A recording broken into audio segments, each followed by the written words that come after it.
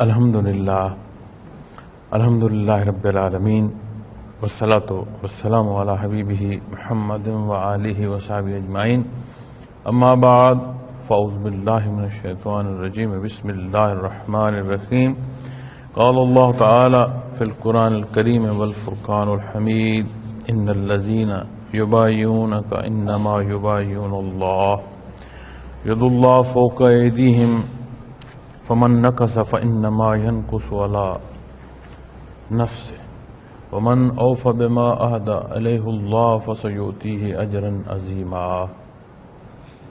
اللهم سبحانك لا علم لنا الا ما علمتنا انك انت العلیم الحکیم مولایا صلی وسلم دائما ابدا علی حبیبک من ذہنت اصول. معزز سامعین کرام السلام علیکم ورحمۃ اللہ. الحمدللہ آج کا ہمارا سبق مسجد نبوی مراقبہ جو مسجد نبوی کا ہے، آج کا ہمارا سبق یہاں سے متعلق ہے. اور میں سالکین خواتین و حضرات تمام سے یہ بات عرض کروں گا کہ جو قرب کی منازل نصیب ہوتی ہیں تو تعلق یا رشتے میں نزاکت بڑھتی چلی جاتی. آپ اپنی عمومی زندگی کے تعلقات کو غور فرمائیں. جہاں عمومی تعلق ہے وہاں گلہ نہیں ہوتا. کمی بیشی کا گلہ وہاں ہوتا ہے جہاں تعلق خصوصی ہوتا ہے. یہ عمومی مزاج ہے. آپ اپنے مزاج انسانی سے دیکھیں. اسی طرح جب یہ قرب کی منازل نصیب ہوتی ہیں تو یہاں کی نزاکت کا احساس اور اس احساس کا ہمہ وقت رہنا یہ ضروری ہے. چونکہ جب کلام ذاتی فرماتا ہے لا ترفعوا اصواتکم فوق صوت النبی، تو یہ عمومی لوگ وہاں نہیں بیٹھے تھے. بعد از انبیاء جو اللہ کریم نے اپنے برگزیدہ ہستیاں اس دنیا میں پیدا فرمائی ہیں، وہاں اس محفل میں وہ ہستیاں تشریف فرما تھی.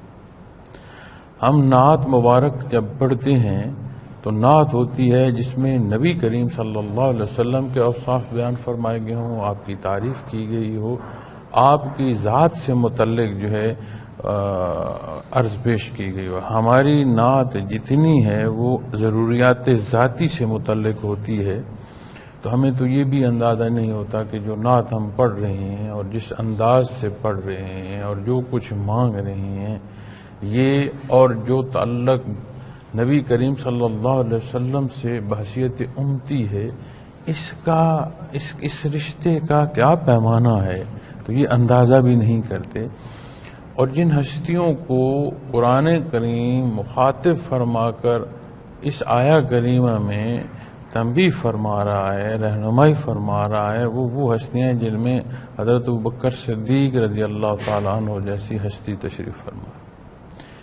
واقع معراج پر چونکہ یہ دنیاوی حالات اگر دیکھے جائیں تو یہ انسانی عقل سے باہر کی بات. انسانی عقل یا شعور جو ہے اس کی رسائی تو اس خلق تک ہے، اس کے باہر اس خلق میں بھی کلی طور پر نہیں ہو پاتی. اور آج تک کی سائنس کی جتنی ہیں نئے تجربات وہ بھی یہ نہیں کہتے کہ حتمی بات ہے، وہ کئی دفعہ اپنی کہی بات کو بھی رد کر رہے ہوتے. تو اس خلق سے باہر تو اس کی رسائی جاتی نہیں.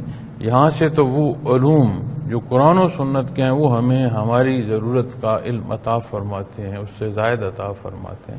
تو جب بات ہی شب معراج کی، نبی کریم صلی اللہ علیہ وسلم کی عرش العلا کی طرف سفر کی ہے تو انسانی عقل سے تو بات باہر چلی جاتی ہے. پھر ہم دنیا کے اوقات کے تحت واقعات کو جانچنے کا ایک ذریعہ یا حالات کو جانچنے کا یا موقع کی یا نزاکت کے پہلوؤں کو جب بات کرتے ہیں تو وقت کو ضرور دیکھتے ہیں کہ اس وقت کے ساتھ اور کس وقت تک اور کس وقت میں یہ معاملہ پیش ہے. تو سارے حالات واقعات ایسے تھے جو انسانی عقل سے باہر تھے. اور بجائے اس کے کہ اس حق کو سمجھتے، چونکہ جو کچھ آپ ارشاد فرما رہے ہیں وہ کلام ہے جو اللہ کریم نے عطا فرمایا. آپ نے جو کچھ قرآن کریم کے علاوہ بھی ارشاد فرمایا اسے بھی وہی غیر مطلب کہتے ہیں، وہ بھی عند اللہ ہے، ذاتی کلام آپ نے تا حیات نہیں فرمایا، تو اس کا جو اثر ہے اس اثر کو پانے کے لیے ایمان ضروری ہے۔ اور جب بندہ مقابل آ جاتا ہے تو پھر وہ اندھا بھی ہے، بہرا بھی ہے، اس کا دل بھی اندھا اور بہرا ہے، وہ سن اور سمجھ سکتا ہی نہیں، اس سے یہ وصف جو ہے یہ وہ خود اس پر اپنی غلطیاں اور گناہ سبب کر کے اس پر مور ثبت کرا دیتا ہے، ثبت ہو جاتا ہے، پھر اسے ہدایت نصیب نہیں ہوتی۔ تو طرح طرح کی ہجو شروع ہو گئی، طرح طرح کی مذاق شروع ہو گئے، طرح طرح کی باتیں شروع ہو گئیں، اور جو نئے لوگ دین اسلام میں آ رہے تھے ان کے لیے رکاوٹ کا بڑا سبب بنا کہ جی آپ دیکھیں نبی کریم صلی اللہ علیہ وسلم ہمارے جو خدا ہیں انہیں چھوڑ کر ایک الگ خدا کی بات کرتے ہیں اور اسے شرک کہتے ہیں، کفر کہتے ہیں، ہمارے نظام کو غلط کہتے ہیں۔ تو یہ باتیں تو آپ دیکھیں، آج رات کا جو واقعہ وہ بیان فرما رہے ہیں یہ تو انسانی عقل میں آ ہی نہیں سکتا۔ آپ دیکھیں اس وقت حضرت ابوبکر صدیق رضی اللہ تعالیٰ عنہ کے پاس جو شخص گیا یا جو افراد گئے وہ اس بات پر گئے کہ دیکھو آپ کے جو دوست ہیں وہ کیا کہہ رہے ہیں، کہا اگر انہوں نے فرمایا تو انہوں نے سچ فرمایا۔ تو آپ نے جو صداقت نبی کریم صلی اللہ علیہ وسلم کی ذات اقدس پر نازک ترین اگر کوئی موقع بھی آیا ہے تو آپ اس پر بڑا مستقل اور مضبوط کھڑے ہو کر نبی کریم صلی اللہ علیہ وسلم کا ساتھ دیا۔ پھر صحابہ کرام رضوان اللہ علیہم اجمعین کی وہ ہستی ہے جنہیں اللہ کریم نے اپنی رضا قرآن کریم میں ارشاد فرما دی۔ اور دنیا کی حیات اگر آپ دیکھیں تو ہمارا سارا جھگڑا پیٹ کا ہے، انا کا ہے۔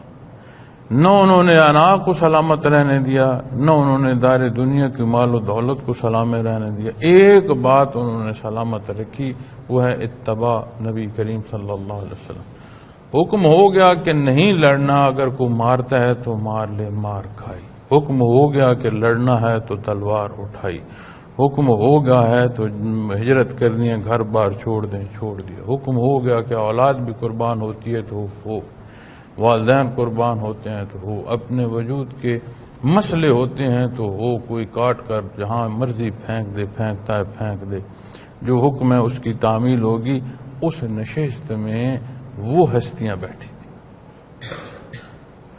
تو امت محمد الرسول اللہ صلی اللہ علیہ وسلم کے افراد میں تو ہم جیسے خطا کار اور گناہ گار ہیں، جو آپ صلی اللہ علیہ وسلم کی تعریف میں بھی اپنے مطلب بیان کر رہے ہوتے ہیں، نعت میں بھی آپ صلی اللہ علیہ وسلم کی ذات کی بجائے اپنی ضروریات بیان کر رہے ہیں، اور اس نزاکت کا حکم انہیں فرمایا جا رہا ہے جنہیں اللہ کریم نے جو کچھ دیا انہوں نے آپ صلی اللہ علیہ وسلم کے حکم پر قربان کر دیا، حتیٰ کہ جان تک قربان کر۔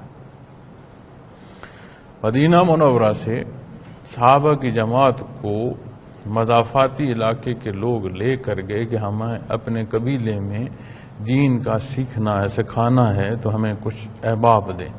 تو جو مختصر صحابہ کی جماعت ساتھ گئی وہ گھات لگا کر راستے میں بیٹھے تھے، انہوں نے ان سب کو شہید کر دیا۔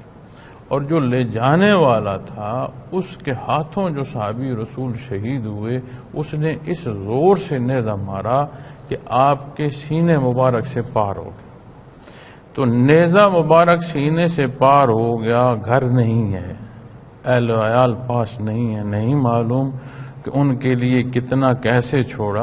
وہ تو جنگ پر تو بھی نہیں جا رہے تھے کہ یہ بھی سوچتے کہ سبب کتنے پیچھے بنا گئے، کوئی بات نہیں سوچی، فقط اتنا فرمایا رب کعبہ کی قسم میں جیت گیا، کہ جو سب کچھ نبی کریم صلی اللہ علیہ وسلم کی ذات اور آپ کے حکم پر ہار گیا، وہ کہتا میں تو اس دنیا کو جیت گیا ہوں، تو میں تو یہاں ہارا نہیں ہوں۔ تو رب کعبہ کی جو قسم ہے یہ کفار بھی جھوٹی نہیں کھاتے تھے، کعبہ کی قسم۔ تو انہوں نے رب کعبہ کی قسم فرمایا، تو انہوں نے اس کافر کو یہ تکلیف ہوئی کہ یہ کعبہ کی قسم مرتے وقت آخری لمحے کھا کر کہتا ہے میں جیت گیا ہوں، جیتا تو میں ہوں۔ تو وہ پلٹ کر مدینہ منورہ چل پڑا، اس نے کہا ہوگا تو جو میرے ساتھ وہ تو مجھے معلوم ہے، میری تو گردن اڑا دی جائے گی، لیکن یہ سوال، یہ عقدہ نہیں کھل پا رہا، یہ کیا ماجرا ہے کہ مار میں رہا ہوں، قتل میں کر رہا ہوں، قتل یہ ہو رہے ہیں، اور کعبہ کی قسم کھا رہے ہیں کہ رب کعبہ کی قسم کہ میں جیتی ہوں، یہ کیسے ممکن؟ واپس وہی اور وہی شخص تھا جو اس ساری بات میں شامل تھا کہ ہمارے قبیلے کے لیے ضرورت ہے کہ یہاں سے تبلیغ کے لیے احباب کو وہاں تشریف لے جائیں، آپ کو حکم فرمائیں۔ تو جب آپ صلی اللہ علیہ وسلم کی طرف چل پڑا تو قریب پہنچا تو صحابہ نے پہچان لیا، تو موقع ایسا تھا تو نبی کریم صلی اللہ علیہ وسلم نے منع فرمایا کہ آنے دو۔ پاس آ کر اس نے ساری غلطی بھی مانی، سارا کچھ بھی، اس نے یہ سوال رکھ دیا، کہا یہ وہ سوال ہے کہ جو مجھے یہاں لے آیا، اس کے بعد جو فیصلہ میرے حق میں آپ کرتے ہیں کر دیں۔ تو جب اس کا جواب نبی کریم صلی اللہ علیہ وسلم نے فرمایا تو وہ وہیں کلمہ پڑھ گیا، خود مسلمان ہو گیا۔ اب دیکھیں، ہم دنیا کو حصول کو عظمت سمجھتے ہیں، وہ دنیا کے ہارنے کی جیت اس درجے کی ہے کہ جو قاتل ہے وہ دربار رسالت میں حاضر ہو گیا اور اسے ایمان نصیب ہو۔ تو جب باتیں یہاں کی آتی ہیں، ان مراقبات کے حصوں کی آتی ہیں، تو اس کی نزاکت کا ضرور احساس ہونا بھی چاہیے، سمجھنا بھی چاہیے، سیکھنا چاہیے۔ اور کوئی ایسی بات جس کی نہ سمجھ ہو، اس کا سیکھنا کوئی غلط بات نہیں ہے۔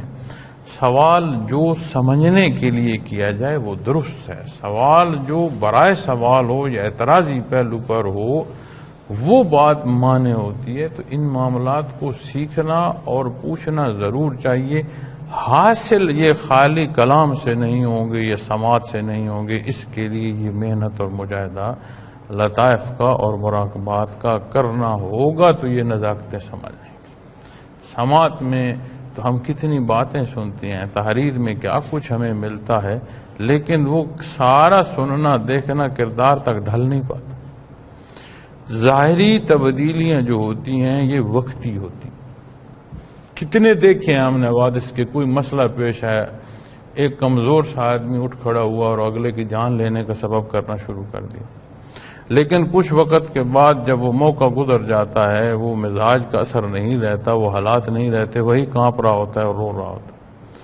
تو وقتی طور پر بے شمار پہلو ہیں۔ آپ کسی کو بہت اچھی تربیت کریں، بہت اچھا کلام کریں، بہت اچھی باتیں کریں، موقع ہو نیکی کی طرف چل پڑے تو وہ چلنا شروع ہو جائے گا، لیکن جو ہی وہ حالات، وہ ساتھ، وہ محفل کم ہوں گی تو جو اس کے گرد و پیش کے حالات ہیں پھر اس میں ڈھلنا شروع ہو جائے گا۔ تو جو وہ تبدیلی جو اندر آتی ہے، جو نہاں خانے دل میں پیدا ہوتی ہے، وہ دیر پا ہوتی ہے، کیونکہ اسے سمجھ کر بندہ اختیار کر رہا ہوتا ہے۔ باقی جو محفل یا افراد یا گرد و پیش ہے، صرف اس کی مدد شامل نہیں ہوتی، اپنا فیصلہ شامل ہو جاتا ہے، اپنی چاہت شامل ہو جاتی ہے۔ تو کیفیات قلبی جو بندے کے اندر تبدیلی پیدا کرتی ہیں، وہ نیا خانہ دل سے پیدا کرتی ہیں کہ اس تبدیلی کو وہ مانتا بھی ہے، وہ چاہتا بھی ہے۔ تو یہاں کی جب بات آتی ہے تو یہ ضرور خیال ہو۔ اور روزہ اطہر کے بعد مراقبہ مسجد نبوی کرایا جاتا ہے، اور یہ دونوں روزہ اطہر اور مسجد نبوی، ان دونوں کو فراف الرسول کا مراقبہ کہتے ہیں، اور اس میں جسے روحانی بیعت نصیب ہوتی ہے اسے فناف الرسول کہا جاتا ہے۔ اور یہ دونوں مراقبے اکٹھے کرائے جاتے ہیں کہ روزہ اطہر بھی اور مسجد نبوی کا، یہ دونوں جو سبق ہیں اکٹھے کرائے جاتے ہیں، ایک ہی نشست میں کرائے جاتے ہیں، ایک ہی نشست میں توجہ دی جاتی ہے، ایک ہی نشست میں یہاں تک جو رسائی کے لیے حصے درکار ہیں وہ سارے سالک کو دیے جاتے ہیں۔ اور یہ ایسا ممکن نہیں ہے کہ یہاں خود سے کوئی یہ سمجھے کہ میں بڑی محنت کرنے والا ہوں اور یہاں تک کہ رسائی کا میں خود اہل ہوں، یہ کوئی بات نہیں ہے۔ یہ ساری اہلیت کا سبب وہ تسلسل ہے جو قلب اطہر محمد الرسول اللہ صلی اللہ علیہ وسلم سے چل رہا ہے۔ یہ سارا جو حصہ ہے یہ اللہ کا کرم اور اس کا احسان ہے۔ ممکن نہیں ہے کہ کوئی کہے کہ استعداد ذاتی پر وہ ان بلندیوں کو پہنچ سکے۔ تو یہاں جب پہنچتے ہیں تو میں نے آپ کو روزہ اطہر کی حاضری کے حوالے سے عرض کیا تھا کہ مواجہ شریف کے سامنے، جالی مبارک کے سامنے اپنے آپ کو محسوس کرے، دست بستہ کھڑا ہو، نگاہ نیچی رہے، درود شریف پڑھ رہا ہو، انوارات رنگ سبز ہے، اور اس ساری کیفیت کو سالک کی روح جذب کر رہی ہوتی ہے. ان انوارات جو سالک پر آ رہے ہوتے ہیں، جس میں کھڑا ہوتا ہے، اس میں وہ جذب کر رہا ہوتا ہے. اور اس کا جذب ہونا ظاہر ہوتا ہے کردار میں آ کر. نبی کریم صلی اللہ علیہ وسلم کی ذات اقدس سے محبت اس درجے کی پیدا ہونا شروع ہو جاتی ہے کہ اپنی پسند یا ناپسند معنی نہیں رکھتی. خیال کوئی گزرے بھی تو بندہ اسے جھٹک دیتا ہے کہ نہیں میاں، بات میرے دل کی نہیں ہے، بات حکم کی ہے، میرے ذمہ حکم کا ماننا ہے. تو جب اسی طرح اس کا دوسرا حصہ بھی عرض کیا تھا کہ اس سے آگے بھی اس میں کیفیات ہیں. اب وہ کس کو کس طرح کی نصیب ہوتی ہیں؟ ایک ہمیشہ یاد رکھیے گا، ہمیشہ یاد رکھیے گا، چاہے کوئی بات مشاہدے کی آئے اور چاہے کوئی بات خواب کی آ جائے. بے شمار یہ سوالات بھی آتے ہیں. اس کا پیمانہ ہمیشہ قرآن و سنت دیکھیے گا. ہم کمزور ہیں، ہمارے مجاہدے کمزور ہوتے ہیں. یہ غالب امکان بھی آ سکتا ہے بیچ میں کہ ہمارا اپنی نفسانی خواہش کو متشکل ہونا نہ شروع ہو جائے، ہمیں کوئی شیطان وسوسے ڈالنا نہ شروع ہو جائے، اور نبی کریم صلی اللہ علیہ وسلم کی زیارت بھی نصیب ہو سکتی ہے. اللہ کریم احسان فرما دیں تو آپ صلی اللہ علیہ وسلم کی زیارت نصیب ہو سکتی ہے. اور علماء کرام نبی کریم صلی اللہ علیہ وسلم کی زیارت پر جب تحریر کرتے ہیں اور رہنمائی فرماتے ہیں، دو باتیں فرماتے ہیں. ایک فرماتے ہیں کہ اگر یہ یقینی بات ہو کہ یہ آپ صلی اللہ علیہ وسلم کی ذات اقدس ہے تو وہ واقعتاً آپ صلی اللہ علیہ وسلم کی ذات اقدس ہے، کیونکہ کوئی شیطان، کوئی حصہ اور ایسا نہیں، کوئی نفس کی یا کوئی خواہشات کی قوت ایسی نہیں کہ وہ متشکل ہو کر نبی کریم صلی اللہ علیہ وسلم کی ذات اقدس پر جا کر کھڑی ہو سکے. یہ نہیں. تو دوسرا وہ اس میں تحریر کرتے ہیں، رہنمائی فرماتے ہیں کہ جسے خواب میں بھی زیارت نصیب ہو جائے نبی کریم صلی اللہ علیہ وسلم کی، تو اللہ کریم مہربانی فرماتے ہیں کہ دار دنیا سے روانگی اس کے بحالت ایمان نصیب ہوتی ہے. اتنا بڑا انعام ہوتا ہے. اب آپ اسی بات سے اس پہلو کی نزاکت دیکھیں کہ بندہ دانستاً جب چاہے اپنی آنکھیں بند کرے اور دل کی آنکھیں کھولے اور اس دربار میں جا حاضر ہو. اس کی حیات کیسی ہونی چاہیے؟ عشرہ مبشرہ پر جب بات ہو رہی تھی کہ یہ ہستیاں وہ ہیں جنہیں اللہ نے دنیا میں جنت کی بشارت دی، تو نبی کریم صلی اللہ علیہ وسلم سے عرض کہ یا رسول اللہ صلی اللہ علیہ وسلم یہ جو کچھ بھی کریں تو یہ جنت میں جائیں گے؟ آپ نے فرمایا بے شک. اب اس سوال اور جواب میں جب علماء بحث کرتے ہیں تو شرح کرتے ہیں، وہ فرماتے ہیں کہ ان کی چاہت ذاتی رہی ہی نہیں، وہ چاہیں گے وہ جو اللہ کو منظور ہے. انہیں پسند ہی وہ بات آئے گی، وہ عمل ہی وہ اختیار کریں گے جو عند اللہ پسندیدہ ہے. اب جب یہاں بندہ پہنچ جائے اور پھر اپنی خواہشات کو پوچھتا پھرے تو پھر کیا حاصل ہے؟ تو چلتا ہوا کو گرے تو اسے خراش آتی، کوئی مکان سے گرے تو اس کی ہڈیاں ٹوٹتی ہیں، اور کوئی مینار سے گرے تو اس کا وجود چورا چورا ہونا شروع ہو جاتا. اتنے قرب پر بھی جا کر پھر ذات کو اگر اور انا کو چاہنا ہے تو پھر اس سے بڑا ظلم کوئی نہیں کہ کتنا احسان اللہ نے فرمایا کہ اس فانی جہان میں جس میں روح وجود کی حیات کا سبب بنایا اور عالم امر سے عطا فرمائی، اپنی نیابت عطا فرمائی، آج کے ہمارے ان حالات میں بھی یہ ممکن بنا دیا، ہمارے لیے آسان فرما دیا کہ ان صدیوں کی تو کجا عالم خلق اور عالم برزخ کے پردوں کی بھی کوئی حیثیت نہ رہی. جو صدقے دل سے اللہ کو یاد کرے اسے یہ نصیب ہے استطاعت کہ وہ نبی کریم صلی اللہ علیہ وسلم کے دربار تک جا دے. تو پھر کیا خیال ہے کہ اس شکرانے میں عمل کیسا ہو، سوچ کیسی ہو، کردار کیسا ہو. تو وہ سارے وہ حصے ہیں جو ہمیں نبی کریم صلی اللہ علیہ وسلم کی اتباع کا سبب ہے. اب وہاں کی جو کیفیات ہیں، وہاں کے جو انوارات ہیں، وہاں کے جو حالات ہیں، وہ جو بھی منعکس اس سالک پر ہو رہے ہیں اس کی نشانیاں کردار میں ہیں. اور جتنا مضبوط ذکر کریں گے، جتنا مضبوط مراقبات کریں گے، حفاظت الہیہ نصیب ہونا شروع ہو جاتی ہے. کوئی بندہ بھی جو ہے وہ معصوم نہیں ہے سوائے انبیاء علیہ الصلوۃ والسلام، لیکن محفوظ ہونے کی صورت کسی نہ کسی درجے کی نصیب ہوتی چلی جاتی ہے، اور یہ اتنا کرم اور احسان ہے، اس نزاکت کا احساس اور دھڑکا دل میں رہے کہ میں کہاں ہوں، میں کس عمل میں ہوں، میں کیا جو ہے اس کے تحت پھر اپنے معاملات میں جو حصے ہیں وہ کون سے اختیار کر رہا ہوں۔ یہ جو کریمہ میں نے تلاوت کی ہے یہ سورہ الفتح سے ہے، اور یہ وہ موقع ہے جب نبی کریم صلی اللہ علیہ وسلم مکہ مکرمہ فتح مکہ سے پہلے تشریف لائے تھے۔ آپ کا مقصد عمرہ کی سعادت حاصل کرنا تھا، اور حدیبیہ کے مقام پر حدیبیہ کے مقام پر آ کر روک لیا گیا تھا آپ کو، اور کفار نے آپ کو بغیر اسلحے کے صرف بیت اللہ شریف کی زیارت کو بھی داخل ہونے نہ دیا، اور اس کو اپنے لیے اعلان جنگ سمجھ شروع کر دیا۔ اور حالانکہ نبی کریم صلی اللہ علیہ وسلم نے کوئی بڑا ہتھیار ساتھ لے جانا جو ہے وہ منع فرما دیا تھا، قربانی کے جانور ساتھ تھے، تو اس کے باوجود وہ جو مخالفت کی شدت ہے اور جو ان کے اندر دین حق سے اظہار نفرت کی جو کیفیت تھی وہ اتنی شدت میں تھی کہ انہوں نے بحالت امن بھی آپ کو بیت اللہ شریف کی زیارت کے لیے نہ آنے دیا۔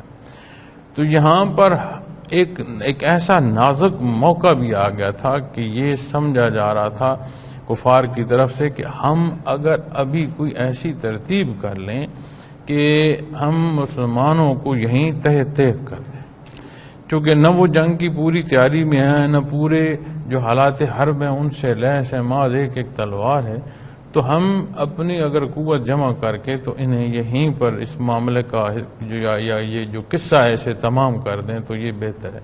تو بے شمار اس میں واقعات ملتے ہیں، نبی کریم صلی اللہ علیہ وسلم کے معجزات کے حوالے سے بھی بے شمار حصے ملتے ہیں، اور صحابہ کرام رضوان اللہ علیہم اجمعین کی جو آپ کے حضور خدمات ہیں وہ بھی ملتی ہیں، کفار کی تیاریاں بھی ملتی ہیں، حالات کی سختیاں اور پیاس کی کیفیات بھی ملتی ہیں۔ تو ان میں ایک واقعہ ایسا بھی ملتا ہے کہ جب باہم گفت و شنید ہو رہی تھی تو حضرت عثمان غنی رضی اللہ تعالی عنہ مکہ مکرمہ میں تشریف لے گئے تھے باہم گفتگو کے لیے، تو انہیں روک دیا گیا اور خبر جو دی گئی کہ یہ انہیں شہید کر دیا گیا۔ تو جب یہ خبر نبی کریم صلی اللہ علیہ وسلم کی ذات اقدس تک پہنچی، مسلمانوں کے پڑاؤ تک پہنچی، تو آپ نے اس کے سبب تمام جو آپ کے ساتھ رفقات ہے صحابہ کرام رضوان اللہ علیہم اجمعین کی جو جماعت تھی، تھوڑا بہت عددی فرق آتا ہے، 1100 1200 عددی حصوں میں کچھ فرق آتا ہے، لیکن لگ بھگ اتنی تعداد جو تھی، تو آپ نے تمام سے موت پر بیعت لی تھی کہ ہم عثمان رضی اللہ تعالیٰ عنہ کا بدلہ لیں گے، اور نہ حق انہوں نے زیادتی کی ہے اور نہ حق بات جو کر رہے ہیں زیادتی کر رہے ہیں، تو تمام جو مسلمان تھے انہوں نے موت پر بیعت لی تھی، یعنی ہم آخری بندے تک لڑیں گے اور اپنی موت تک لڑتے جائیں گے تاہاں کہ فتح نہ ہو۔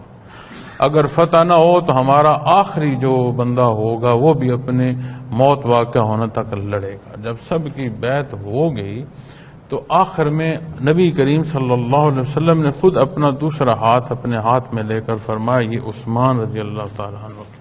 اب یہاں ایک بات اور بھی سمجھ آتی، اگر حضرت عثمان رضی اللہ تعالیٰ عنہ کا ہاتھ آپ نے ان کی ہاتھ کی جگہ رکھ کر بیعت کرنی ہوتی تو یہاں سے بھی یہ سمجھ آتا ہے کہ اللہ کریم نے آپ صلی اللہ علیہ وسلم کو ان کی حیات کے بارے میں بتا دیا، وگرنہ تو ضرورت نہیں تھی کہ جب وہ شہید ہو گئے تو ان کی موت پر بیعت کی کیا ضرورت سمجھ آتی ہے؟ تو سمجھ آتی ہے کہ جب آپ نے ہاتھ رکھا تو وہ ظاہری حالات پر بھی جو بات آ رہی ہے اس پر بات ہو رہی ہے۔ تو اس موقع کو، اس صدق کو، اس محبت کو، اس اتباع کو اللہ کریم نے اتنا پسند فرمایا اور اتنا مقبول فرمایا کہ یہ آیا کریمہ نازل، شان نزول اس آیا کریمہ کا یہ واقعہ ہے۔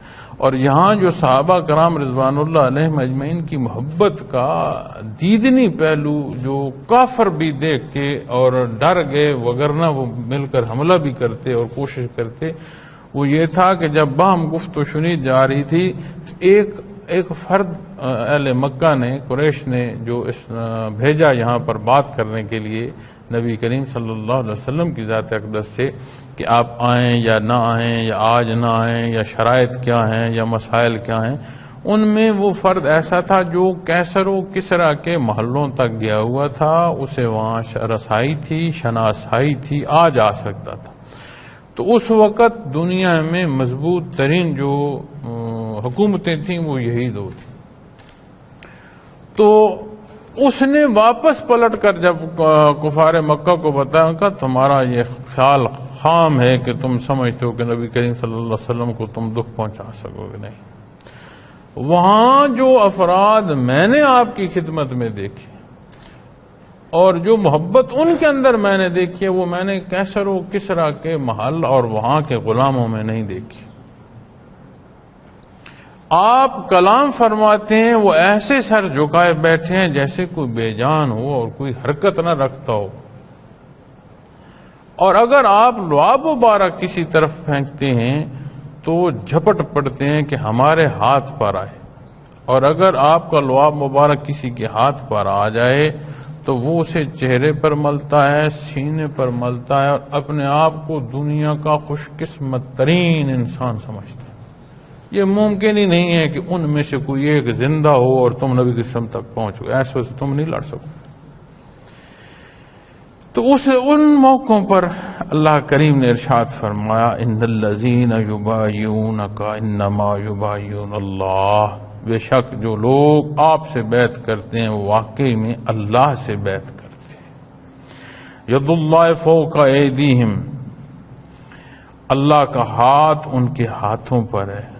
فمن نکث فانما ینکث علی نفسہ، تو بیعت کے بعد جو عہد کو توڑے تو توڑنے والے کا وبال خود اسی پر ہے۔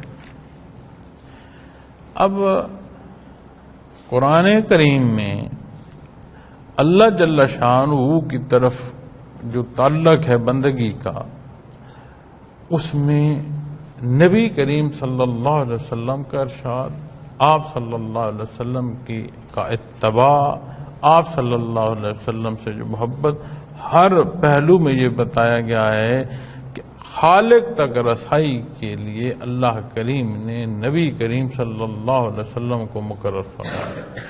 آپ وہ ذات ہیں جس نے ہمیں اللہ جل شانہ کے نام، جو ذاتی نام ہے جس کا ذکر کثرت سے کرنے کا حکم ہے، اس سے بھی شناسائی اللہ کریم نے آپ صلی اللہ علیہ وسلم کی ذات کو بنایا۔ تو اگر کوئی چاہے کہ اسے اللہ کریم سے تعلق نصیب ہو تو اسے آپ صلی اللہ علیہ وسلم سے جو تعلق ہے، آپ صلی اللہ علیہ وسلم کے ساتھ جو محبت یا عشق جو ہے یا اتباع، اسے اختیار کرنے کی ضرورت ہے۔ تو اس کے جواب میں یحببکم اللہ ارشاد فرمایا۔ تو اللہ کریم کے جو تعلق کو چلنا ہے وہ اتباع محمد الرسول اللہ صلی اللہ علیہ وسلم شرط ہے۔ اس تعلق کے بغیر ممکن ہی نہیں کہ کوئی یہ جان سکے کہ میرے اللہ کو مجھ سے کیا مقصود ہے، اللہ کریم نے مجھے کس مقصد کو پیدا فرمایا ہے۔ وجود انسانی کی ساری جو قوت یا ساری کی ساری جو حص ہے وہ اس حد کو تو پہنچ سکتی ہے کہ کوئی ذات ہے جو نظام ہستی کو چلا رہی ہے، کوئی مالک کل کائنات ہے، اس سے آگے نہیں جان سکتی۔ کن باتوں سے وہ خوش ہوگا، کن پہلوؤں سے وہ ناراض ہوگا، مجھے کیا اختیار کرنا ہے، اس حیات سے پہلے کیا تھا، اس حیات کے بعد کیا ہوگا، قیامت کے حالات کیا ہیں، اور عبدالآباد جو حیات ہے اس کے معاملات کیا ہیں، یہ وہ حصے ہیں جو ہمارے شعور سے بالا ہیں اور رسائی ہی ممکن ہی نہیں۔ تو نبی کریم صلی اللہ علیہ وسلم کی ذات اقدس سے جو تعلق ہے عند اللہ مقبول ہی وہی ہے۔ اور یہاں جب اس محبت اور شوق سے اپنی جان کے نذرانے پیش کرتے ہوئے نبی کریم صلی اللہ علیہ وسلم کے ہاتھ مبارک میں ہاتھ مبارک اپنے دے کے موت پر بیعت نصیب ہوئی، کیا سما ہوگا بھائی. اللہ ان کی عظمتیں قبول فرمائے اور ان کے صدقے ہمیں بھی دین اسلام پر عمل پیرا ہونے کی توفیق عطا فرمائے. کہ اس حصے کو اللہ کریم نے فرمایا کہ جو لوگ آپ سے بیعت کر رہے ہیں واقعتاً وہ اللہ سے بیعت کر رہے ہیں، چونکہ آپ نے کلام بھی ذاتی نہیں فرمایا، آپ نے بات بھی وہ ارشاد فرمائی جو عند اللہ ہے. آپ نے اپنے آپ کو کسی کو سجدے کے لیے نہیں فرمایا، خود بھی اللہ کے حضور سربسجود ہوئے، آنے والوں کو بھی سبحان ربی الاعلی اسی کے دربار میں سکھایا. تو جو عمل آپ نے اختیار فرمایا ہے ہی وہ جو من جانب اللہ ہے، اس لیے آپ کا ماننا ایسا ہی ہے جیسے اللہ کا ماننا. پھر یہاں بات آتی ہے ہاتھ کی، اور میں نے کئی دفعہ یہ بیان مختلف احباب کے سنے بھی ہیں کہ جب ان آیات پہ متشابہات پر وہ بات کر رہے ہوتے ہیں تو اس میں عجیب سا عنصر جو ایک الفاظ، اس کو اگر لفاظی بھی کہہ دوں تو بھی شاید کم ہو، وہ ایسا پہلو ہوتا ہے جس سے معلوم ہوتا ہے کہ ان ہاتھوں پر جنہوں نے نبی کریم صلی اللہ علیہ وسلم کے دست مبارک میں آتے ان پر اللہ کریم نے واقعی ایسے ہاتھ رکھے. یہ جب یہاں ان متشابہات کی بات آتی ہے تو اس کا معنی ظاہری نہیں، موقع کا نہیں آئے گا. ید بے شک عربی میں ہاتھ کو کہتے ہیں، کسی بھی ہاتھ کے لیے لفظ ید استعمال ہوگا، لیکن جب یہ لفظ ذات باری تعالیٰ کی طرف جائے گا تو معنی بعید ہوگا. اب ہاتھ کیا کرتا ہے؟ یہاں کے ہاتھ سے مراد کیا ہے؟ مدد کرنا ہے، کسی کام کو انجام دینا ہے. اور جب یہ معنی بعید میں یہ حصہ اللہ جل شانہ کی طرف منسوب ہوگا تو مراد یہ ہے کہ وہ مدد اور وہ نتیجہ عطا کر دیا جائے گا جو ہاتھ نے کرنا ہے. تو اللہ کریم کے دست قدرت میں کن فیکون اتنی ساری بات ہے وہاں.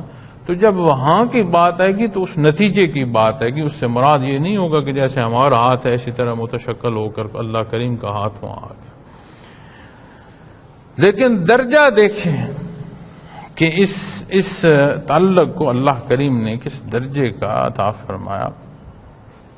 پھر فرمایا فمن نقص انما ينقص على نفسه، اور جو اس عہد کو توڑے گا تو یہ توڑنے کا وبال پھر خود اسی پر ہے.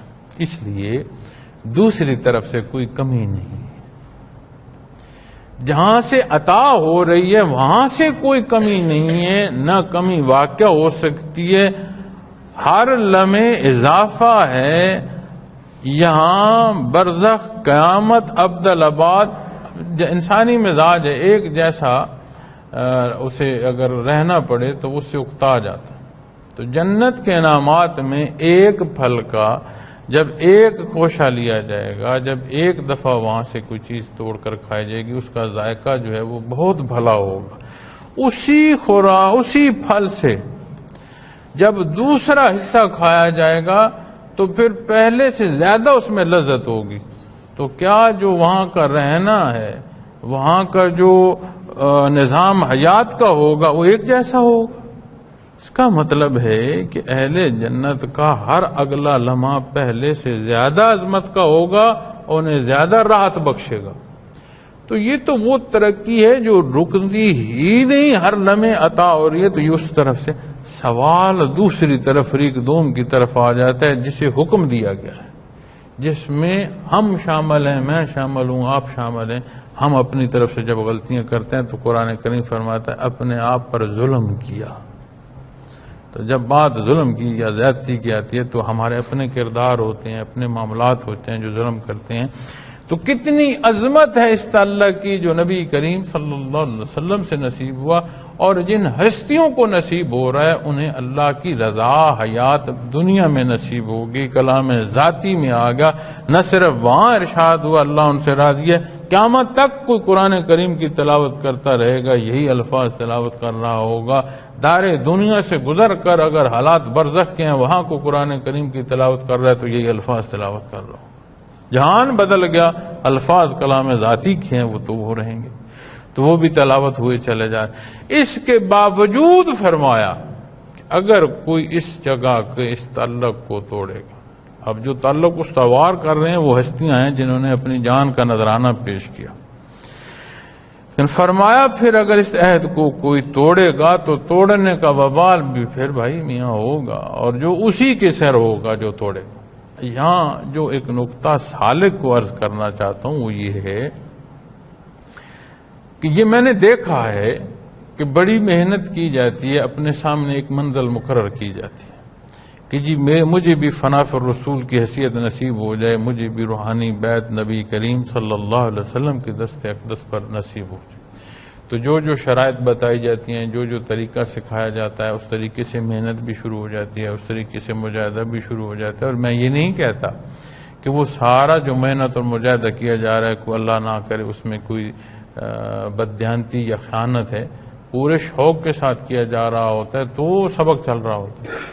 لیکن جب روحانی بیعت حاصل ہو جائے تو پھر وہ سارا مجاہدہ آہستہ آہستہ چھوڑ دیا جاتا ہے، وہ ساری محنت چھوڑ دی جاتی ہے. یہ سمجھ لیا جاتا ہے کہ ہاں اب میں تو بامراد بامنزل ہوں. بے شک فنا فی الرسول تک لے جانا، وہاں تک سالک کو شیخ کا بیعت کرانا معمولی بات ہے، بہت غیر معمولی بات ہے، بہت بڑا اللہ کا احسان. اور اس تعلق کو پہنچ کر پھر اس آیا کریمہ کو ایک لحظے میں سوچنا، جسے نبی کریم صلی اللہ علیہ وسلم کی ذات اقدس سے اس درجے کا تعلق نصیب ہو گیا، اس کی ذمہ داری کیا ہے، اس کو کیسا ہونا چاہیے، اس کے معاملات کیسے ہونے چاہیے، اس کی سوچیں اور اس کے عمل کیسے ہونے چاہیے. اور اگر وہ سالک یہ کہے کہ خیر اب میری بیعت ہو گئی ہے تو کافی ہے، اب سارے محنت مجاہدے کی کیا ضرورت ہے، جو سوچا تھا وہ میں نے حاصل کر لیا. جنہیں ظاہری طور پر نصیب ہوئی اور یہ عظمت بیان فرمائی گئی، ایسے ہی ہے جیسے اللہ کی بیعت کر رہے ہو اور تمہارے ہاتھوں پر اللہ کا ہاتھ ہے، نتائج تک تمہیں عطا فرما دیے جائیں گے. اگر یہ موقع آتا تو ممکن نہیں تھا کہ اہل مکہ جو ہیں وہ فتح کر سکتے، وہ تو گھبرا گئے، انہوں نے کہا یہ حضرت عثمان غنی لیں، ہم نے نہیں شہید کیا.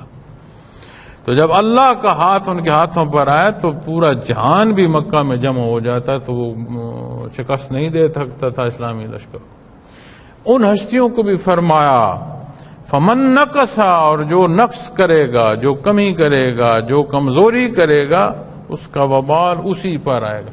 تو یہ کیسے ممکن ہے کہ یہاں سے ساری محنت کر کے نبی کریم صلی اللہ علیہ وسلم کی ذات اقدس تک اللہ کریم رسائی نے اتنا بڑا انعام ہو، اور اس انعام کے بعد وہ پھر معاملات جو ہیں ان کا خیال نہ کرے، عبادات کا خیال نہ کرے، اور سمجھے کہ میں تو بس پہنچ گیا ہوں. اس آیا کریمہ کو دیکھ لے کہ کن ہستیوں کو یہ ارشاد ہو رہا ہے. تمام جہان جو ہے صحابہ خلاف، تمام جہان جو ہے یہ آبادی مسلمان ہو اور ہمہ وقت محنت اور مجاہدہ کر رہے ہو، اور ہمہ وقت کی محنت اور مجاہدہ اللہ کریم شرف قبولیت عطا فرمائے، ولایت کے اعلیٰ ترین درجے نصیب ہوں. ان تمام لوگوں کی شان جمع کر لو. صحابہ کرام رضوان اللہ علیہم اجمعین جوتی رکھ کر جس زمین سے گزر گئے ہیں نا، اس زمین کی خاک جو ہے وہ اللہ کے حضور جو ہے وہ درجہ رکھتی ہے، ان کا درجہ اس برابر بھی نہیں ہو سکتا. ان ہستیوں کو جنہیں اللہ کریم نے اپنے حبیب کی خدمت کے لیے چنا، جن کے دنیا کے آنے پر سابقہ اقوام کے لیے ماننا اسلام کے حصوں میں سے تھا، ان کی کتب میں ذکر تھا، جہاں نبی کریم صلی اللہ علیہ وسلم کی ذات اقدس کا ذکر تھا، آپ کے خدام کے اوصاف تک بیان تھے. تو جب آپ کے خدام کے اوصاف تک بیان تھے تو یہ باتیں شاید ہیں کہ وہ چنی ہوئی ہستیاں تھیں، اس کے باوجود اللہ کریم یہ ارشاد فرمایا فمن نقصا، کوئی کمی بیشی کرو گے تو اس کا وبال پھر اسی کمی بیشی کرنے والے پر آئے گا. تو پھر یہ کیا سمجھا ہم نے اس تعلق کو؟ آپ بات عرض کر رہے ہوں نا کہ یہ نزاکت کا پہلو ہما وقت جو ہے اسے تھامے رکھو، اور دونوں ہاتھوں سے تھام کے رکھو، کوئی کمی بیشی نہ ہے. اللہ اللہ. تو یہ خیال کہ جب یہ فنا فی الرسول کی کیفیت نصیب ہو جائے تو یہ نہ سمجھ لیا جائے کہ یہ تصوف جو ہے یہ مکمل ہو گیا، یہ جو میری منازل تھی وہ مکمل ہو گئی؟ نہیں۔ مشائخ فرماتے ہیں، حضرت جی رحمۃ اللہ تعالی علیہ نے بے شمار دفعہ فرمایا، میں نے ذاتی محفل میں بھی سنا، اجتماعی بیانات میں بھی سنا، آپ فرماتے ہیں اب بندہ مومن اس قابل ہوا ہے کہ قرب الہی کو اس کی روح اٹھ سکے۔ دربار رسالت کی رسائی اسے وہ قوت بخشتی ہے کہ اس قوت کے بغیر قرب الہی کی یہ بالا منازل ممکن ہی نہیں ہے۔ اب اسے وہ برکات نصیب ہو گئی ہیں، سالک کی روح کو وہ قوت نصیب ہو گئی ہے کہ وہ بالا منازل کو اللہ کے قرب کے لیے اٹھ سکتی ہے، اس پر اللہ کا احسان ہو جاتا ہے، اسے مزید عطا سے نوازتا چلا جاتا ہے وہ رب کریم۔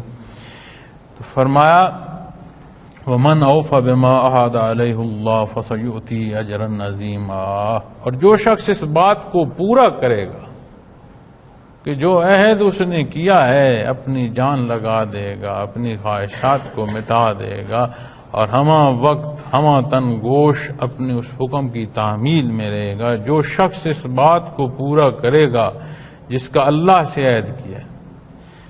نبی کریم صلی اللہ علیہ وسلم کے دست مبارک پر جو بیعت کی جا رہی ہے، اللہ کریم فرما رہا ہے اس بات کو پورا کرے گا، کس بات کو؟ جو اللہ سے عہد کیا ہے۔ یعنی اصل میں آپ کا اتباع، آپ کا حکم ماننا ایسے ہے جیسے اللہ کا حکم ماننا ہے، اور اللہ کریم اس بیعت کو، اس تعلق کو عہد فرما رہے ہیں کہ جو شخص اس بات کو پورا کرے گا جس کا اللہ سے عہد کیا ہے تو وہ اسے عنقریب اجر عظیم عطا فرمائے، اور جس اجر کو اللہ کریم عظیم فرما رہے ہیں جس کا کوئی حساب، ایک ہوتا ہے کسی چیز کا حساب کرنا، ایک ہوتا ہے حساب کتاب بھی سمجھ سے باہر ہو۔ اب آپ کچھ بھی سوچ لیں تو آپ اس کا حجم دیکھنے میں نہیں دیکھ سکتے کتنا بڑا، اسی دنیا میں جس میں ہم رہتے ہیں اس دنیا کا حجم دیکھ لینا، کیا ہماری نظر جو ہے وہ اس کو پوری طرح دیکھ سکتی ہے؟ جہاں ہم دیکھ رہے ہیں یہ تو بہت ہی تھوڑی جگہ، بے شمار جگہ تو دنیا کے وجود کی بچ گئی جسے ہم نہیں دیکھ پا رہے۔ جس آسمان کو دیکھ رہے ہیں کیا ہم اس آسمان کو سارا دیکھ پا رہے ہیں؟ جس سورج کو دیکھ رہے ہیں کیا اس کو کلی طور پر دیکھ رہے ہیں؟ جس چاند ستارے جہاں دیکھ رہے ہیں کس حصہ ہے جو ہمارے سامنے ہے؟ اور ہمارا دیکھنا تو ایسا ہے کہ ہم کہتے ہیں کہ یہ کون ہے، قریب جا کر پتہ چلتا ہے یہ تو کوئی جھاڑی یا درخت تھا، بڑے دور سے بڑا عزیز جان کر جاتے ہیں، قریب جا کر دیکھتے ہیں یہ تو کوئی شخص ہی اور نکلا۔ اس دیکھنے میں کوئی کیا دیکھ پائے گا، اس کے باوجود اللہ کریم فرماتے ہیں اتنا اجر جو عظیم ہے، یعنی ہماری جو سوچیں ہیں وہ ختم ہو جائیں گی، اس اجر کا احاطہ نہیں کر سکیں گی جس نے نبی کریم صلی اللہ علیہ وسلم سے جو عہد کیا حقیقت میں اللہ سے ہے، اور اس عہد کا جس نے پاس رکھا۔ دوسری طرف رب کریم ہے، اللہ کی ذات ہے، اور جب اللہ کی ذات کی طرف بات آئے گی اس نے عطا اپنی شان سے فرمانا ہے، اور جب وہ اپنی شان سے عطا فرمائے گا تو مخلوق کے پیمانے کہاں، وہ کس چیز کو ماپ سکے گی؟ تو ضروری امر یہ ہے کہ پھر اس سارے سے اللہ کریم توفیق عمل تک ایسا استقامت کا حصہ عطا فرمائیں، دعا بھی کیا کریں اور ہمہ وقت کوشش بھی یہ کریں کہ یہ کیفیات ہمارے معاملات میں نظر آئے۔ ذاتی پسند و ناپسند کوئی معنی نہیں رکھتی ہے، لالچ دنیا کا، انا کا، دولت کا، حیثیت کا کوئی معنی نہیں رکھتی ہے، نہ کسی کی خواہشات پوری ہوئی ہیں کہ وہ سمجھ لے کہ ہاں میں جو چاہتا تھا دنیا کا حاصل کر لیا، ممکن ہی نہیں۔ انسانی مزاج ایسا ہے کہ یہ اسے دنیا کی ہوس بھر سکتی ہی نہیں، اگر ہوس دنیا میں لگ جائے تو ممکن ہی نہیں اس پیٹ کو کوئی شے بھر سکے۔ ہاں پھر جب بات قبر کی مٹی کی آئے گی تو پھر بات اور ہوگی، لیکن پھر فرصت تو نہیں ہوگی۔ تو یہاں کی جو کیفیات ہیں، نبی کریم صلی اللہ علیہ وسلم جلوہ افروز ہیں، آپ کے دائیں طرف خلفائے راشدین ہیں، اور آپ کے پیچھے جو جگہ ہے اس میں وہ ہستیاں ہیں جو اولیاء اللہ کی ہیں، اور حضرت امام مہدی تک کے حصوں پر حضرت رحمۃ اللہ تعالیٰ علیہ اور بڑے حضرت جی رحمۃ اللہ تعالیٰ علیہ ارشاد فرمایا کرتے تھے پھر اسی طرف اور آگے صحابہ کرام رضوان اللہ علیہ مجمعین کی جگہ ہیں، پھر وہ لوگ، وہ مشائخ جنہیں وہاں کی حاضری یا وہاں سے ذمہ داریاں رہی ہیں، انہی کیفیات قلبی میں جن کی ذمہ داریاں رہی ہیں، ہر ایک اپنے اپنے مراتب کے مطابق تشریف رکھتا ہے، اس محفل میں آنا جانا بھی ہے، لیکن محسوس نہیں ہوتا کہ کون آیا ہے اور کون گیا ہے، حد ادب محلوظ خاطر رہتی ہے، اور پیش ہونے والوں کے لیے بھی جگہ ہے، خواتین و حضرات کا اپنا اپنا مقام ہے، پیش ہونے والا دست بستہ کھڑا ہے اور نگاہ نیچی ہے اور درود شریف جاری ہے، اور وہ جو کیفیات ہیں وہ سالک کی روح جو ہے ان کیفیات سے وہ برکات حاصل کر رہی ہوتی ہے، جس کا میں ہر فکرے کے ساتھ ہر بیان میں یہ بات کہتا چلا آتا ہوں کہ اس کو دیکھنا ہے، ان کیفیات کے حاصل کو اپنے معمولات میں آ کر دیکھیں۔ پھر یہاں جو روح کی روحانی بیعت کرائی جاتی ہے کہ سالک کو روحانی بیعت نصیب ہو، یہ اللہ کا بہت بڑا احسان ہے کہ دنیا میں کوئی جگہ، کوئی موقع، کوئی شخصیت ایسی مہیا ہو جائے جو سالک کی کیفیت کو اس رسائی تک لے جائے روحانی طور پر کہ اسے فناف الرسول کی حیثیت نصیب ہو۔ اس کی انتہا کی تو باتیں ہو رہی ہیں، اس کی ابتدا کو لوگے تو پھر پہلے یہ دروازے ڈھونڈنے پڑیں گے جس سے عمارت میں داخل ہونا ہے، پہلے وہ سیڑھیاں ڈھونڈنی پڑیں گی جہاں پر سے داخلہ ہونا ہے، تو وہ تعلق ضروری ہے جو اس رسائی کا سبب ہوگا۔ اور اگر کیفیات قلبی کی بات کی جائے تو تاریخ تصوف شہادت دیتی ہے اس بات پر کہ جن کے پاس لاکھوں کا مجمع بھی بزرگوں کے پاس تھا نا، جن کے ہاتھوں پر لاکھوں کے لوگ جو ہیں وہ اسلام میں آئے اور شرف اسلام ہوئے، انہوں نے بھی چند لوگوں کو کیفیات قلبی سکھائیں، اور ان چند کی تعداد بھی کوئی ایسی نہیں ہے کہ لاکھوں میں سینکڑوں تھی، 5 7 10 ایسی تعداد تھی جو ہاتھوں پر انگلیوں پر گنی جا سکتی تھی۔ اور عمومی طور پر جو ظاہری تربیت فرمائی جاتی تھی، لسانی تسبیحات بتا دی جاتی تھیں، باقی نفلی عبادات بتا دی جاتی تھیں، معاملات میں گفتگو میں تربیت کر دی جاتی تھی، اور عملی زندگی میں سنت الخیر والانام سکھایا جاتا تھا اور اس کی تلقین کی جاتی تھی، تاکید کی جاتی تھی۔ کیفیات قلبی ہر ایک کو نہیں بتائی جاتی، اس لیے نہیں کہ کوئی اس کا چھپانا مقصد تھا، اس لیے کہ حاصل کرنے والا اگر اس کا لحاظ نہیں کرے گا تو جتنا کچھ حاصل کرنے جا رہا ہے اس سے بڑا نقصان اٹھائے۔ حضرت جی رحمت اللہ تعالی علیہ فرماتے ہیں، وہ فرماتے ہیں کہ آج اس دور میں جتنا عام کیفیات قلبی کو کر دیا گیا، یہ خصوصی انعام ہے اللہ کا۔ اور وہ فرماتے تھے مجھے جو سمجھ آتی ہے وہ یہ آتی ہے کہ ہم سے پہلے لوگ جو محنت کرتے تھے وہ ترقی درجات کے لیے محنت کرتے تھے، قرب الہی کے لیے محنت کرتے تھے۔ آج اللہ اللہ ضروری ہے کہ ہمارے عقائد سلامت رہیں۔ آج ہمارے عقائد متزلزل ہیں، عام فکروں میں کہہ دیا جاتا ہے کہ جی جب جائیں گے تو دیکھیں گے اگلے جہان کیا ہوتا ہے، کوئی پلٹ کر آیا ہے جو اگلے جہان کا بتائے گا؟ تو جو کچھ نبی کریم صلی اللہ علیہ وسلم نے ارشاد فرما دیا ہے اس میں شک ہے، اور اگر اس میں شک ہے تو ایمان متزلزل نہیں تو اور کیا ہے؟ ایمان بالغیب کے حصے جو نبی کریم صلی اللہ علیہ وسلم نے ارشاد فرما دیے، اگر ان کا ماننا ماننے کے درجوں میں نہیں ہے تو پھر عقائد سلامت کہاں ہیں؟ حضرت علی کرم وجہ الکریم ارشاد فرماتے ہیں آج قیامت قائم ہو جائے مجھے ایک رتی کی حیرت نہیں ہوگی، اس لیے کہ آپ نے وہ سما دیکھا تو نہیں۔ قیامت کے قائم ہونے کا وقت اللہ کریم نے نہیں بتایا، جہاں ارشاد ہوا یہی بتایا گیا کہ اللہ جانتے ہیں، نہیں بتایا جب وقت آئے گا تو معلوم ہو جائے گا۔ اس کے باوجود وہ فرما رہے ہیں کہ مجھے ذرا بر حیرت، کیوں؟ اس لیے کہ نبی کریم صلی اللہ علیہ وسلم نے جو ارشاد فرما دیا عین وہی ہوگا۔ ایمان کا تقاضا یہی ہے۔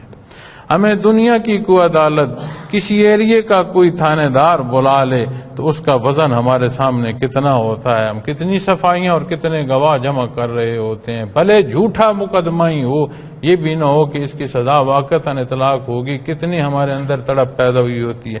کبھی سوچا کسی نے کہ جو کچھ سوچ رہا ہوں اس پر انحصار ہوگا عمل کا، اور جو کچھ عمل کر رہا ہوں اس میں کتنا تجاوز ہے دین اسلام سے، کتنی حکم عدولی ہے، کتنی اپنی خواہشات کی پیروی ہے، کتنا میں اپنے آپ کو پوج رہا ہوں. اور یہ سارا کچھ بھی ہوگا اور اللہ کے حضور پیش ہوں گا، دربار ہوگا، میزان ہوگا، حساب کتاب دینا پڑے گا. ایک لہجے کو کوئی سوچے تو صحیح. اور اگر یہ سوچ حاوی ہو جائے، آپ یقین مانے معاملات زندگی میں بندہ کانپتا پھرے. عمل تو غلط کرنا کجا، اس کیفیت کو ہی پا کر میں نہیں سمجھتا کہ بندہ جو ہے وہ اس کانپنے کی کیفیت سے، اس لرزش سے باہر نکل سکے. حضرت عمر فاروق رضی اللہ تعالیٰ عنہ جیسی ہستیاں قیامت کی آیات پر لرزاں ترزاں ہو کر غش کھا کر گر پڑتے تھے. اللہ کریم نے اس درجے کا مضبوط ایمان عطا فرمایا تھا کہ یہ ادراک تھا کہ قیامت کیا ہے، اللہ کے حضور پیش ہونا کیا ہے، اس کی ذات کتنی بلند ہے اور ہماری حیثیت کیا ہے. اور اب جب ہم یہ بندگی کا تعلق بھول جاتے ہیں تو کبھی کسی نے سوچا پولیس کے کیمرے کو دیکھ کر گاڑی کی رفتار رک سکتی ہے، اور اللہ کا حاضر ناظر ہونا بندے مومن کا ایمان اس کے معاملات میں اچھائی کی رغبت نہیں دے سکتا. تو بات یہ ہے اللہ کریم حفاظت فرمائے، اپنے آپ سے جھوٹ بولنا چھوڑ دیا جائے. کسی کو مخاطب کرنے سے پہلے اپنے آپ کو مخاطب کیا جائے، اپنی نب جائے. وہ پنجابی میں کہتے ہیں نا، بھریا اس دا جس دا توڑ چڑھیا. اللہ کریم ہمیں حفاظت سے اس دائرے دنیا سے لے جائے، لیکن جو حکم ہے اس ذمہ داری کا بھی تو کچھ کرنا. تو حضرت فرماتے تھے کہ آج ہم اتنے کمزور ہو چکے ہیں، ہمارے ایمان اتنے کمزور ہو چکے ہیں کہ ہمارے عقائد ڈول رہے ہیں. ہمیں نہیں یقین اپنے ہاتھ سے دفن کرنے والے کے لیے کہ میں بھی یہاں کوئی شاید اگر قبر نصیب میں ہوئی تو مجھے بھی کوئی لحد میں اتار رہا ہوگا. ہمیں نہیں یقین کہ جو بول رہا ہوں یہ لکھ رہے ہیں. ہم گرد و پیش دیکھتے ہیں جہاں تک ظاہری نظریں کام کرتی ہیں، اور یہ نہیں بتایا ہمیں اسلام نے کہ کاتبین ہیں ہمارے کندھوں پر بیٹھے ہیں، لکھ رہے ہیں. صحیح بھی لکھا جا رہا ہے اور غلط بھی لکھا جا رہا ہے. ادھر ادھر دیکھ کر جو غلطی کی جا رہی ہے دور کیوں دیکھتے ہو؟ جو 7 گواہیاں لکھ رہے ہیں وہ کہاں ہیں؟ تو فرماتے ہیں ہمارے ایمان کمزور ہو گئے. تو آج اللہ نے یہ مہربانی فرما دی کہ ان برکات کو اتنا عام فرما دیا کہ ہر آنے والا قلب کی بات کر رہا ہے، لطائف سے بات کر رہا ہے، مراقبات کی بات کر. کتنی مخلوق ہے جسے روحانی بیعت نصیب ہوئی ہے، اور کتنی مخلوق ہے جو اس تیاری میں لگی ہوئی ہے، اور ہم اپنے آپ کو دیکھیں تو سمجھ آتی ہے ہم اس قابل نہیں. تو پھر حضرت کی بات یقین مانے اور پختہ لگتی ہے اور مضبوط لگتی ہے کہ بے شک اللہ نے مہربانی فرما دی. ہمیں قرب کی منازل کی تو جو بات ہے وہ ہے، ہمارے ایمان سلامت ہو جائیں. ہم تو اتنے کمزور لوگ ہیں، ہمیں تو یہ حال بھی نہیں ہے کہ ہم اپنے معاملات کو جانچ سکیں کہ ہم کس راہ کی منزل کو پا رہے ہیں، ہم کس منزل کے مسافر ہو گئے ہیں. تو اتنا عام فرما دیا گیا. تو پھر جب روحانی بیعت کی باری آتی ہے تو جو تیاری کرائی گئی ہیں اس کے تحت، اور رعایت بھی بڑی ہوتی ہے، بڑی رعایت ہوتی ہے جی، بڑی رعایت ہوتی ہے. اور اگر یہ رعایت نہ ہو تو میں نہیں سمجھتا ہم میں سے کوئی فنا فی رسول کی کیفیت تک پہنچ پائے. ہماری طرف کی بات نہیں ہے، ہماری پھر بھی کمزوری ہے. ادھر سے عطا کی بات ہے، اللہ راضی ہوتے ہیں، وہ مہربانی فرماتے ہیں. دربار رسالت سے شفقت نصیب ہوتی ہے، وہاں کی باتیں ہیں. ادھر تو ہم جو اپنے آپ کا آئینہ دیکھیں تو ہمارا تو حال کوئی نہیں. پھر شیخ جب بیعت کے لیے کہتے ہیں تو جس سالک کو بات کہی جاتی ہے، رہنمائی کی جاتی ہے، وہ نبی اکرم صلی اللہ علیہ وسلم کی خدمت میں پیش ہوتا ہے. آپ کے دست مبارک کو دونوں ہاتھوں سے تھامتا ہے، بوسہ دیتا ہے، آنکھوں پر لگاتا ہے، چہرے پر ملتا ہے. پھر آپ صلی اللہ علیہ وسلم کے بائیں طرف حضرت ابوبکر صدیق رضی اللہ تعالیٰ عنہ تشریف فرما ہے. پھر یہی کیفیت آپ سے نصیب ہوتی ہے. پھر 2 ہستیاں حضرت عمر فاروق اور حضرت عثمان غنی رضوان اللہ علیہ اجمعین کے سامنے سے ہوتا ہوا پھر آ کر حضرت علی رضی اللہ تعالیٰ عنہ کے پاس بیعت کی اسے کا شرف نصیب ہوتا ہے، اور پھر واپس نبی کریم صلی اللہ علیہ وسلم کی بارگاہ میں حاضر ہوتا ہے، اور وہاں سے ہر سالک، ہر روحانی بیعت والے خواہ مرد ہے خواہ عورت ہے، عطا ہوتا ہے، کچھ نہ کچھ عطا ہوتا ہے۔ اب اس میں انسان کا مزاج کیسا ہے، دنیا میں اللہ کریم نے دین اسلام کے کس پہلو سے اس کو کام سے نوازنا ہے، تو مختلف باتیں شامل ہوتی ہیں، لیکن ہر ایک کو کچھ نہ کچھ عطا ہوتا ہے۔ کسی کو قلم عطا ہو گیا، کسی کو قرآن کریم عطا ہو گیا، کسی کو جھنڈا عطا ہو گیا، کسی کو تلوار عطا ہوگی، تو مختلف جو انعامات ہیں ان میں سے ہر ایک کو ضرور کچھ نہ کچھ ملتا ہے، اور کچھ ایسے بھی ہوتے ہیں جنہیں متعدد بھی ملتے ہیں۔ تو انشاءاللہ اس سے اگلی بات اگلے پیریڈ میں کریں گے، چونکہ یہ روحانی بیعت کا حصہ اور یہاں سے جو باقی بات ہے وہ بھی رہتی ہے، تو انشاءاللہ جو اگلا تربیتی پیریڈ ہوگا باقی گزارشات اس میں پیش کروں گا۔ اللہ کریم میرا اور آپ کا حامی و ناصر ہو۔ وآخر دعوانا الحمدللہ۔